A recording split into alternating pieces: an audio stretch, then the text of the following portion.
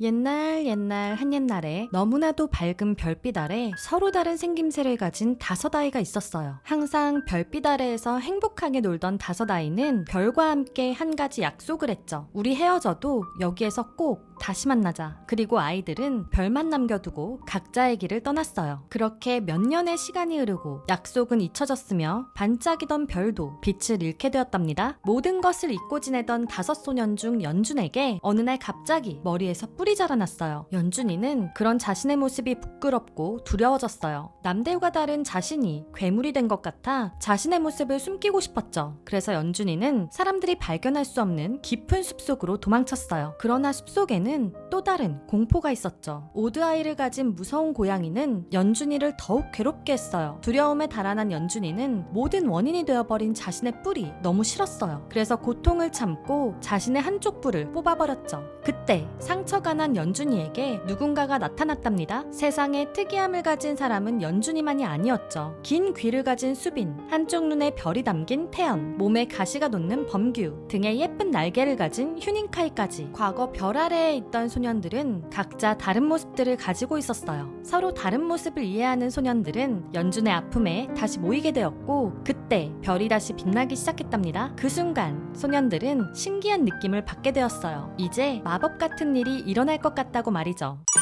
끝과 시작. 컴백 전 태연이는 팬들에게 세계관 스토리를 알고 본다면 더욱 앨범의 이야기가 재밌을 것이라고 이야기했죠. 세계관 뮤비들이 나왔던 것들이 있어요.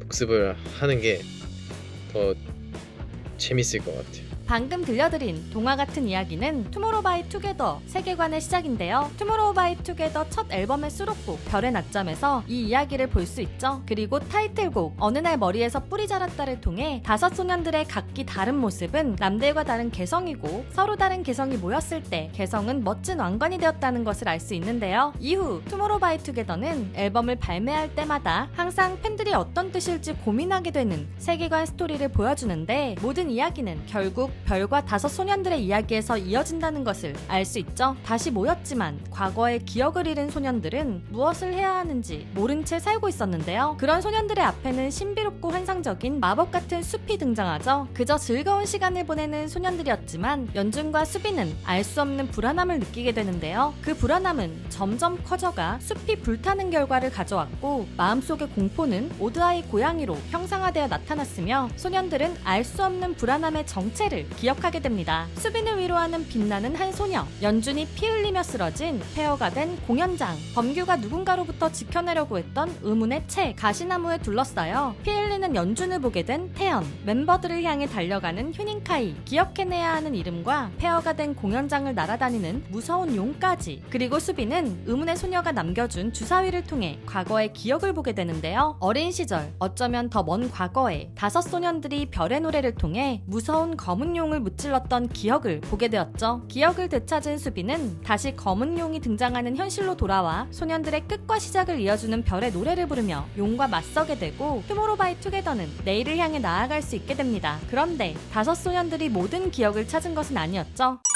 이름을 기억해.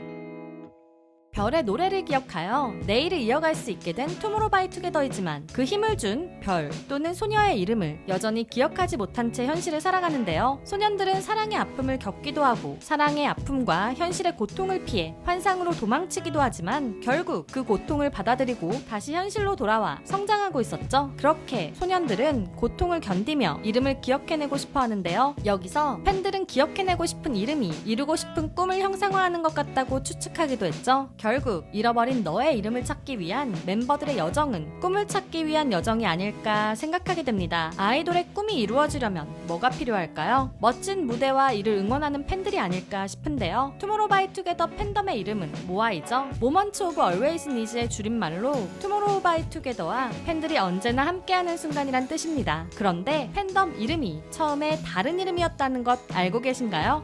처음 공개되었던 팬덤명은 영원. 투모로우바이투게더가 팬들과 모든 내일을 영원히 함께하기를, 아무것도 아닌 우리가 만나 하나가 된다는 의미였다고 하죠. 팬덤명의 유래를 알고 보니 투모로우바이투게더가 그동안 많은 앨범과 노래에서 영원을 왜 갈망했는지 알 것 같은데요. 투모로우바이투게더의 앨범 시리즈 이름의 장을 통해 처음부터 찾아왔던 영원의 이름, 내일을 함께하고 싶은 이름은 결국 팬들인 모아라는 것을 알 수 있었죠. 내일을 향해 함께.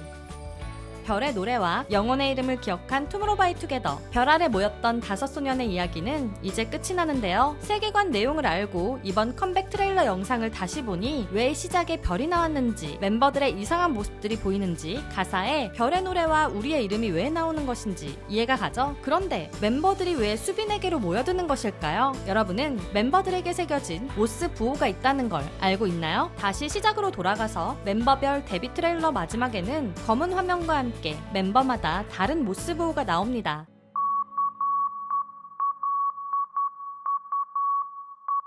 이를 해석해본다면 태연이는 클루, 단서, 휴닝카이는 시크릿, 비밀, 범규는 호프, 희망, 연준이는 프로미스, 약속, 그리고 수빈이는 투모로우, 내일인데요. 단서를 통해 비밀을 풀어 희망을 찾고 약속을 이어 내일로 향해 가는 모습을 4명의 멤버들이 힘을 합쳐 모여 수빈에게 가는 모습으로 보여준 것 같죠? 유성으로 별이 떨어지는 순간에도 5 멤버들이 함께 있고 영원의 이름인 모아가 같이 있다면 내일을 향해 갈 수 있다는 멋진 의미를 투모로우바이투게더가 이번 앨범 별의 장 투게더를 통해 보여주었네요.